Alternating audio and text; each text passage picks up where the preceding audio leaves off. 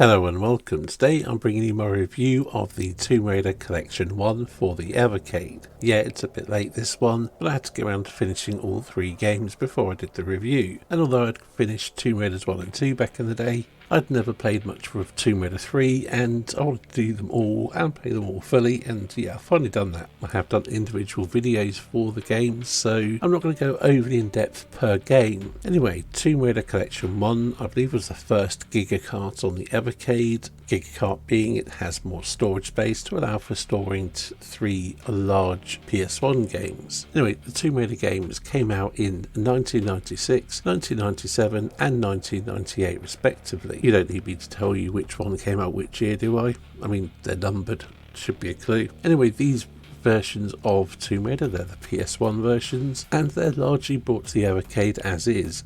I believe Blaze made a few changes, such as gamma correction, so not quite as dark and things like that, but controls and everything are as is from back in the day. Of course, with save states you're not a victim to the save system from the PS1 versions, although you can play it that way if you like. Of course, bringing them across, warts and all, from the original version, like most emulation does, means that the classic tack controls or rotation based controls that are very methodical are still very much present and correct. For me, this wasn't a problem. I think they're fantastic games and the control method is key to the gameplay, but I'm fully aware that many people just cannot get on with them, and I can understand that. I have a similar issue with the Resident Evil games on the PS1.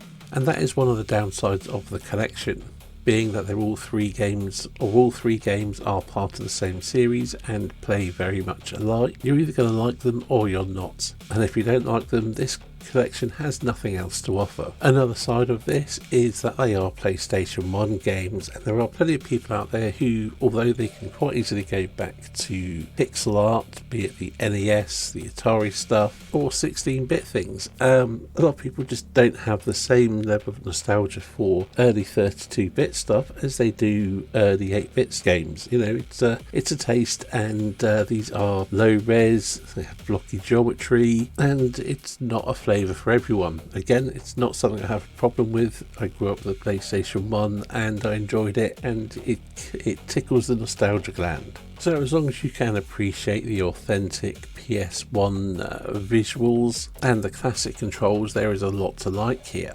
Anyway, I'm going to rank the games in order of preference, starting with my least favourite and working upwards. Number 3 is Tomb Raider 3. The third game in the series was technically more ambitious, with some quite good lighting, added moves, some more weaponry and vehicles, as well as adding non-linear progression. It has some excellent levels in it, some fantastic set pieces. It reduces the combat from Tomb Raider 2, or rather it reduces the amount of combat with armed humans and ends up feeling a bit more like the first Tomb Raider. The downside is the difficulty is high, and some of the levels are more frustrating than they are enjoyable. It's a very challenging game and borderline overwhelming at times, especially with the more expansive levels. While it is still a very good game, the cracks were beginning to show.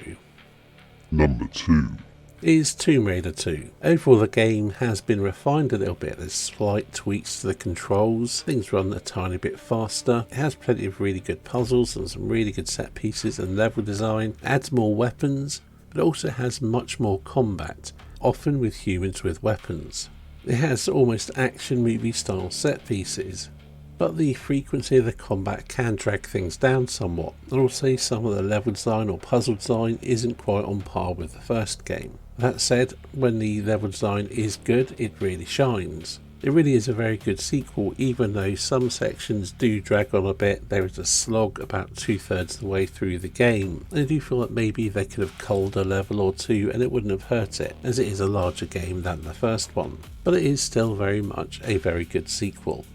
Number 1 Tomb Raider, the original. It's the most pure sort of expression of the slow, methodical, puzzle-driven and sort of atmospheric raiding of tombs that the series became famous for. It is, I think, the most puzzle-heavy of the trilogy, and it really has some memorable levels. And although visually or technically the visuals are the least impressive of the three, it still does the job very well. It really sells you on the environments, both through the visuals and the controls and the navigation of the environments. And of course, it really does have some very iconic moments that the sequels tried to repeat without the same effects. I mean, one of the benefits being the first in the series, it gets to have the firsts, which makes it a bit more memorable, because nothing beats that feeling or that sense of discovery when you first encounter the T-Rex or the Atlantean monstrosities.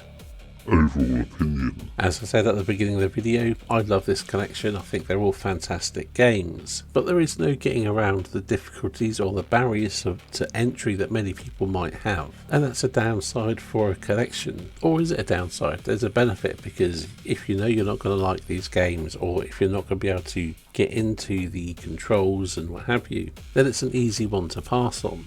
But if you're like me, whether you have nostalgia for them or not, or just like a really good puzzle based and pretty epic adventure, then you can't go too far wrong with these games. To give the collection a score out of 10, factoring in the Marmite nature of it, or the barrier to entry that some people would have, I would give it a 7.5 out of 10. But for fans of the series, it's an easy 9. Anyway, that's it for today's video. If you want to see more in-depth reviews per game, you can check out my videos where I add each of the Tomb Raider games, or added each of the Tomb Raider games to my ever-growing list where I rank every Evercade game ever. But that's it for today's video. Thank you for watching, and I'll see you in the next one.